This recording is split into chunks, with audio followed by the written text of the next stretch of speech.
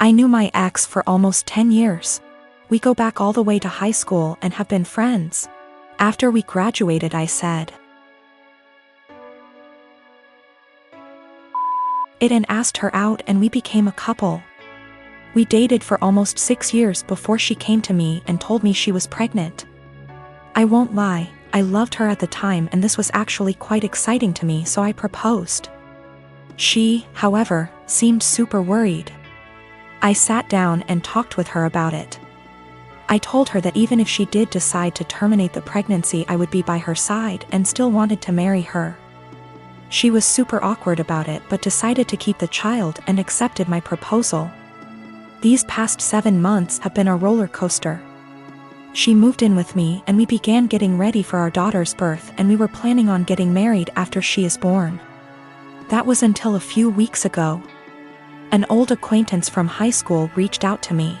I was never good friends with him, but he said that he felt guilty about letting an innocent man suffer for his and my ex's mistakes. This guy claimed that he was the father of my ex's child and that my ex had been lying to me. It turns out that my ex and him got reacquainted about a year ago and started having sex. Around the time my ex got pregnant, they began having unprotected sex. He is not lying about this. He sent me photos of them together and showed me texts between the two of them. I was able to get my ex's phone and confirmed they were real.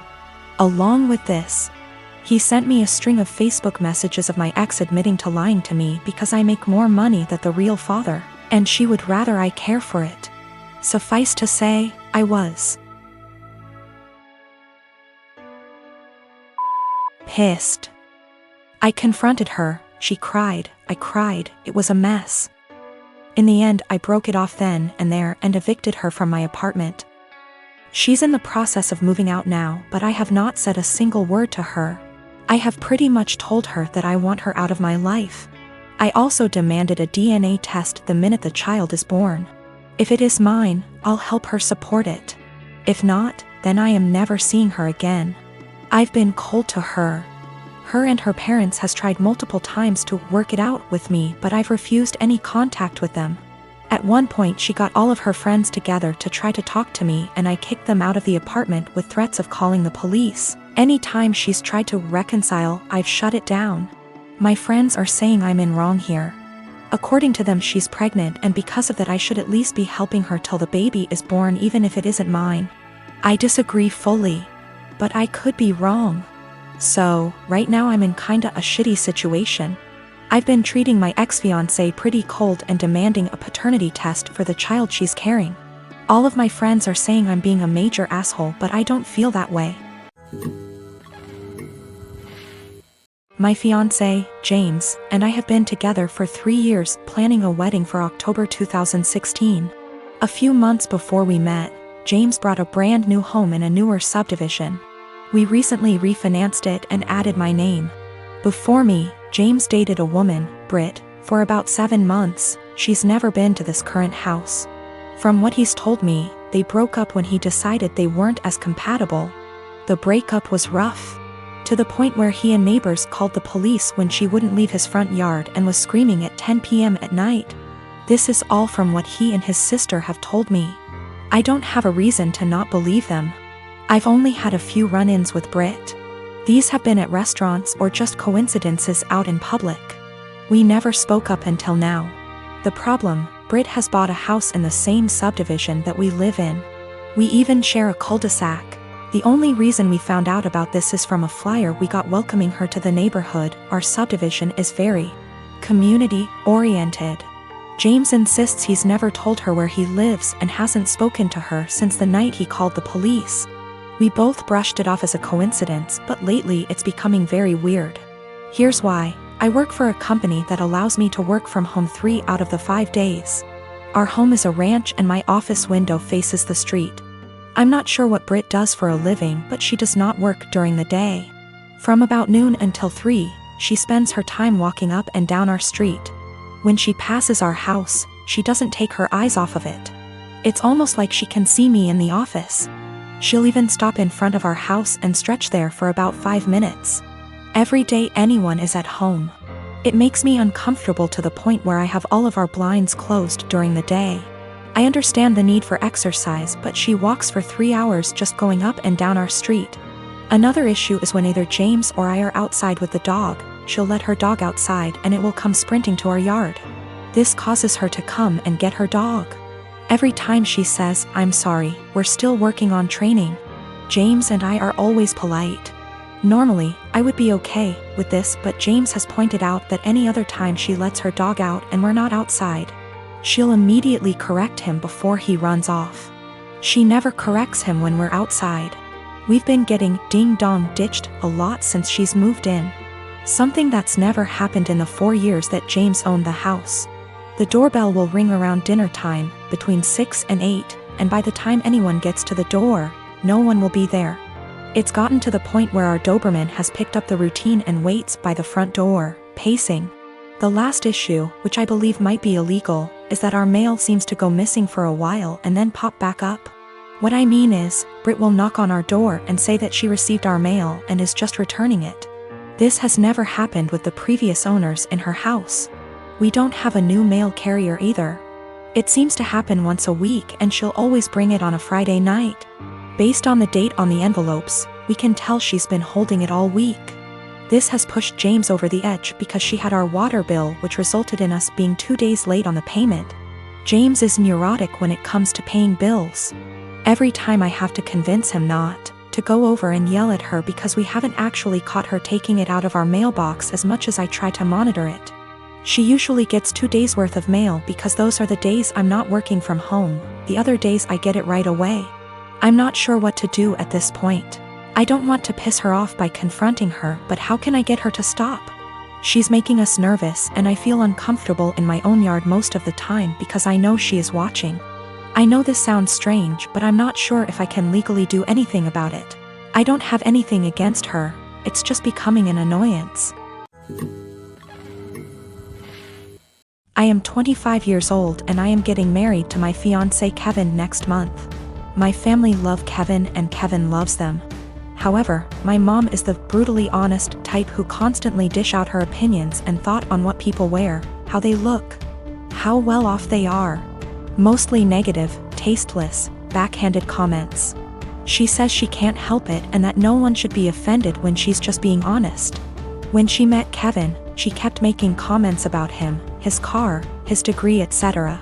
With time and strict conversations, I was able to get her to show some respect. But she kept annoying Kevin by constantly talking about his hairless face. His face is clean, he doesn't have a beard or mustache, which he can be very insecure about. He comes from Irish origins, so he's white, he has no facial hair, while I'm Hispanic. Mom made jokes with her husband about how unmanly it is to not be able to grow a beard or a mustache. Those comments hurt Kevin so much. I had a very stern conversation with her and she said, "Oh, I didn't realize those remarks were offending him, I was just teasing him," or, "You know me, I'm just giving my humble, honest opinion, so he shouldn't take it personal and should learn that this is how I am."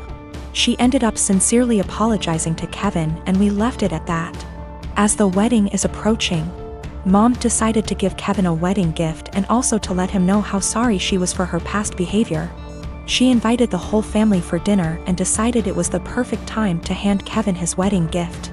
He thanked her, but she insisted that he open it right there and then and show everyone what she got him since she knew him that well already. He opened the box and found a set of shaving tools with a shaving cream. Kevin stopped for a sec and kept staring at the gift. My stepdad took it and showed everyone, then Mom and others started laughing while stepdad kept saying, "You get the joke, Kev? You get it?"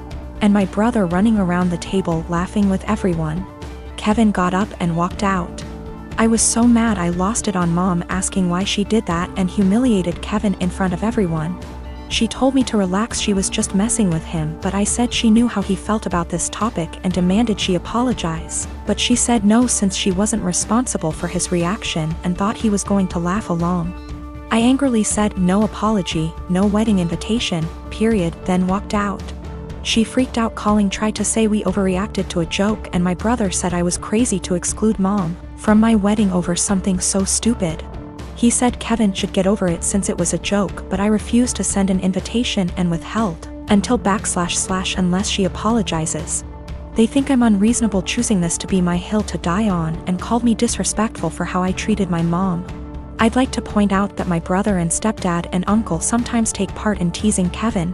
My brother, who's 31 years old, would sometimes either brag about his goatee mustache in front of Kevin or tell an indirect silly joke about this topic which would irritate Kevin and just spoil any family gathering we have.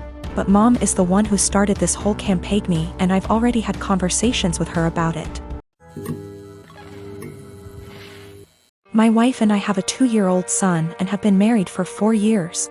Our anniversary was a month ago and we found a nice, secluded cabin on Airbnb and rented it out for a long weekend getaway. My wife asked her parents if they would be willing to watch our son, and they agreed as long as we dropped him off at their house. That worked for us since it was on our way anyway. I was raised Lutheran and my wife was raised Catholic, but neither of us currently go to church and have not had our son baptized. My mother-in-law knows this and hates it. She thinks our son needs to be baptized or he will burn in hell. She's that kind of Catholic. So we go on our trip, and when we pick up our son and ask how the weekend went, mother-in-law says everything went fine and that she has saved my son's soul from the devil. I ask her what she meant and she says she had our son baptized that morning at her church. I tried my best to keep my cool so I didn't scream at mother-in-law in front of my son, but I pretty much grabbed my son and left.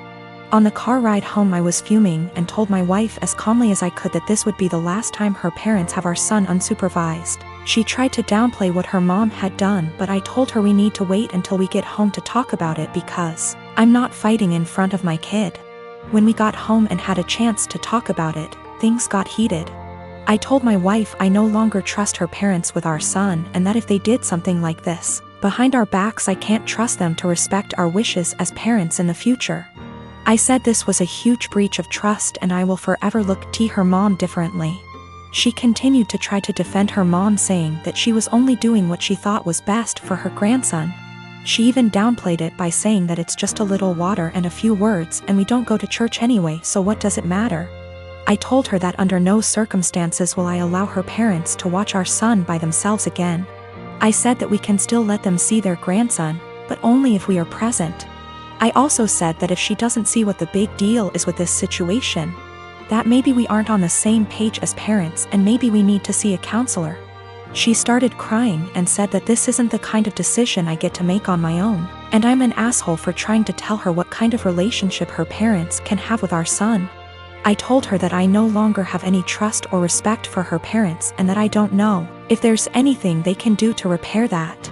I told her what her parents did was unforgivable in my eyes and they put themselves in this position to lose privileges with our son. She's been trying to convince me to change my mind for the last month, but I'm not budging.